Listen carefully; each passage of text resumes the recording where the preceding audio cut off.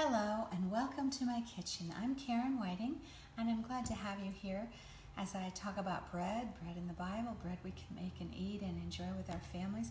I'm going to make something really simple today because I have a trip out of town soon. I am taking equal parts of self-rising flour, so it already has our baking powder and things in it, and an equal amount of plain yogurt.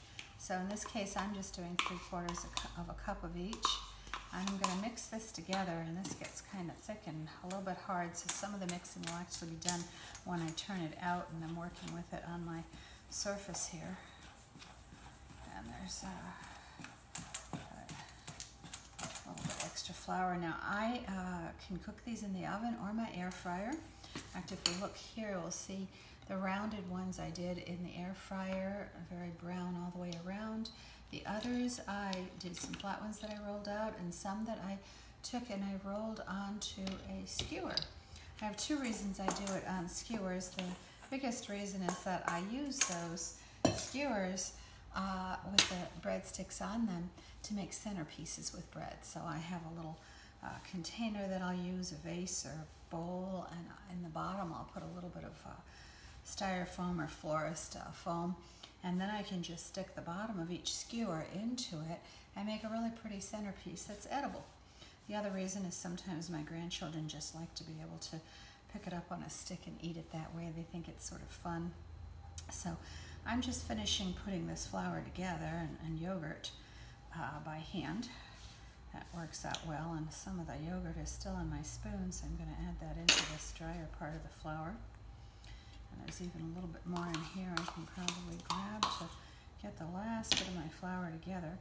I'm not making a lot today, as I said. You can make any amount you want. Probably the most general one would be a cup of flour and a cup of plain yogurt. I do put the flour in the bowl first, and now I'll do this a couple of different ways. One way I will do it is just take a ball of the dough, roll it into that ball shape, and then I will start rolling it out into a long tube. Okay, so just as long as I want it. In my case, I like to put these into the air fryer, the tubes, and so I don't want it longer than the inside of the air fryer is going to be. So I do a couple of them that way. That's a very easy way. Children who like to play with Play-Doh, if you've got children or grandchildren or neighbors around that you're working with on bread, it's really. And when you do this, you just set them aside, and when you have enough of them, go ahead and put the topping that you want on them.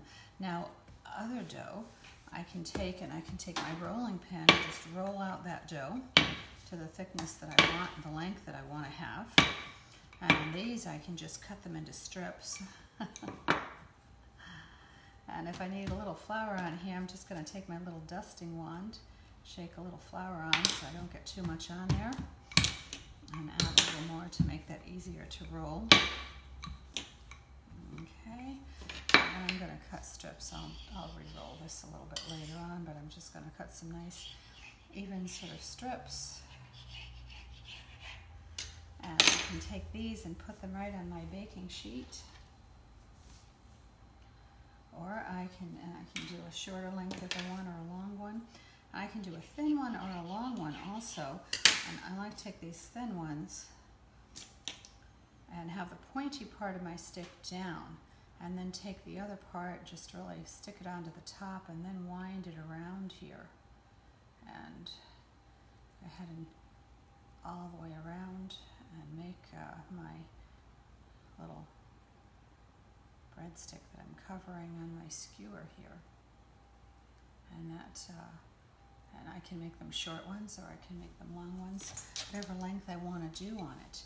So I'll worry about doing the rest of the dough later. What I want to mention right now is how I'm going to take some olive oil, or you can use melted butter depending on what you prefer to have on your breadstick.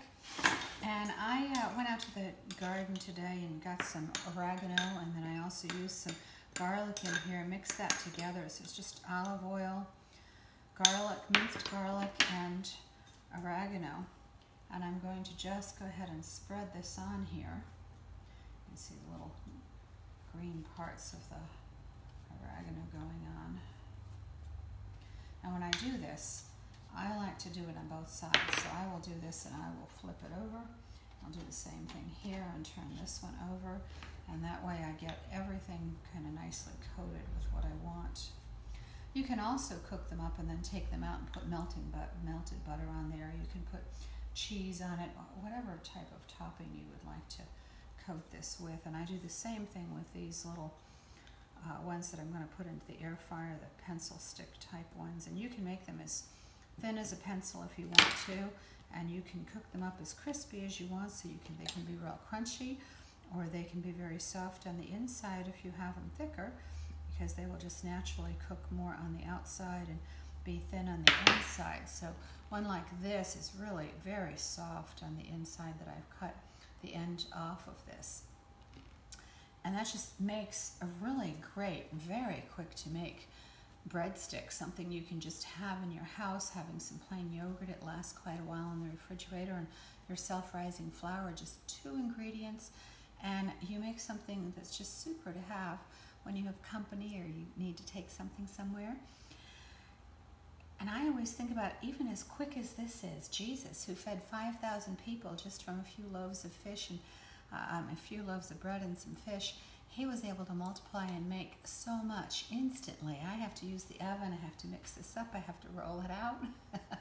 But he didn't have to do that because he is the miracle maker. And I just really like to think about things like that with Jesus, the bread of life, as I make my bread. And I like to pray for the people that are going to be eating the bread as I make it too. So just enjoy your day and get these couple of ingredients and make some breadsticks yourself.